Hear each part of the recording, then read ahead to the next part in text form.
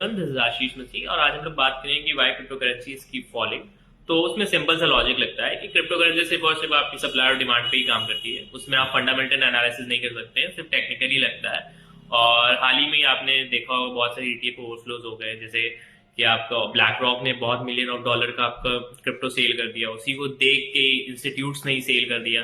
फिर उसी का पैनिक हो गया, मार्केट पैनिक हो गई, तो बहुत से लोगों ने उसको शॉर्ट किया और बहुत से लोगों का उसमें 74 पे आपका स्टॉप लॉस लगे हुए थे। बहुत से लोग इसमें जल्दी पैसा बनाने के लिए लेवरेज लिए रहते हैं, तो बहुत ज्यादा शॉर्ट हो गया इसलिए गिरा है। उसमें कोई बहुत चीज नहीं रहती है, ऑल ओवर सप्लाई डिमांड पे ही काम करता है। एक हिसाब से जैसे क्रिप्टो पे आप इन्वेस्ट कर रहे हैं तो वो गोल्ड और सिल्वर में इन्वेस्ट करने जैसा हो जाता है कि वो भी आपका उसी पे रहता ही है। तो ऑल ओवर अगर देखा जाए, वैसे मैं बुराई नहीं कर रहा हूँ कि बहुत अच्छी चीज भी है, बट ये रहता है कि जब तक फंडामेंटल एनालिसिस ना हो तब तक मुझे तो नहीं समझ आता है।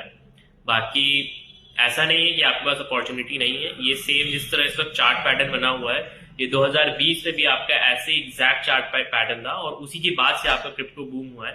तो एक हिसाब से देखा जाए तो आपके पास अपॉर्चुनिटी है, अगर आप रिस्क ले सकते हैं तो आप बिल्कुल इस वक्त इन्वेस्ट कर सकते हैं, क्योंकि मेरे हिसाब से इस वक्त थोड़ा सा मूव हो रहा है। बाकी मुझे तो नहीं समझ रहा जब तक उसका फंडामेंटल ना हो। बाकी फिलहाल के लिए आज इतना ही। अगर आपको इन्वेस्ट करना है तो आप बिल्कुल करिए, और नहीं करना है, स्टॉक में करना है, तो आप मेरे साथ बने रहिए, मैं आपको ऐसे ही आगे सजेस्ट करता रहूंगा। And that's all.